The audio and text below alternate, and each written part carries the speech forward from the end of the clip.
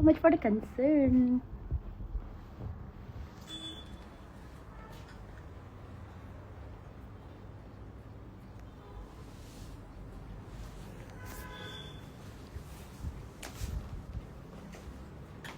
Chalo kike, bye. Rinky, thank you. Chalo kike. Di na yati na. Ma, ay kim si de. Kana nom kay nom hangi. Ay kim dam na si de. Ay adong mo yaw dem ta. Ay di kumbagi zay ko. Ay di khang de ko. Kung dito yaw sa de ko. Ay di chum nagi life. Sa bani ay gi airport sa pagi si ay tanan boring chum bay life sa bani.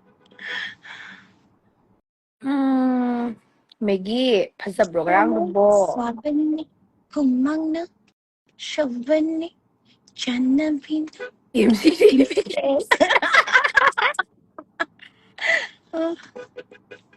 Pizza ba nebe? Yung live sila. Za hang ba nebe? Bema. Kasi ti ay na wala kumdablo ay nag-ano og kumbado. Ang nga ganyan wala sorry. Hair adune hair ga di yung onda na making ang sa kan me. Eh positive na. Yeah. Oi. Chắc cái đó được vào cái tô bị hồn. Cây mà chua. Mà chu. Em ai vậy phải không? Nang giờ quay xa cái khăn khắp à? Ôi, em xa cái vậy mà. Ngang na đúng ngang na giờ. Step ở tâm mohan. Ai hay rồi vậy? Nang dito nahan kay tam mali mi jani panik sun ngai ba. Panik sun ngai nang dito. Li pa ka sung tam di ba? Tumaga dum nim na tumaga sa sung taw le pa ko. Tumaga ito na tam mi zay na. Ini kung namin nang saan thâu lậu.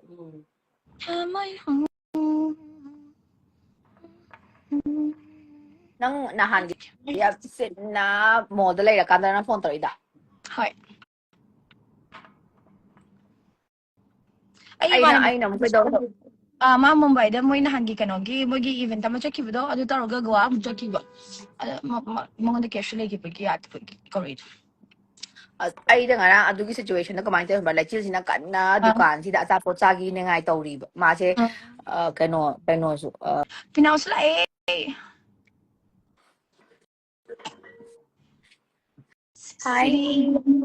Hi, Picanao.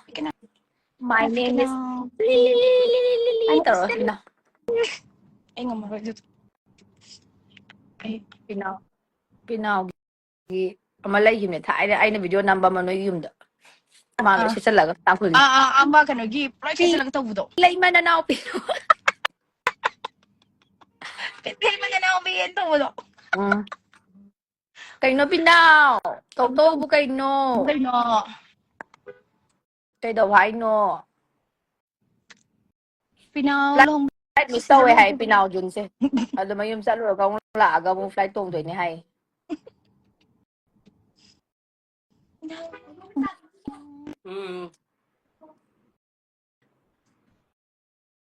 Sa da po kasi. Kaya. My name is Kutok Pagido. My name is Pilay Mananaw P.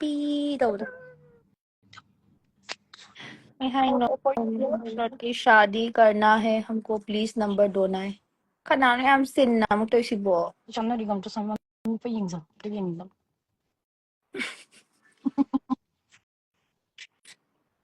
Hindi का जो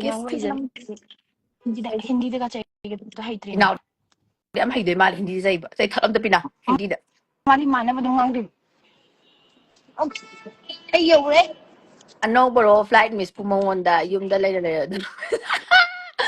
kang brat chatoy ne kang na man mo hogota ba ni talo be ma chalo thamage hoy bye amuk ne amuk adu thuro check in to ho bye bye Who missed their flight? How can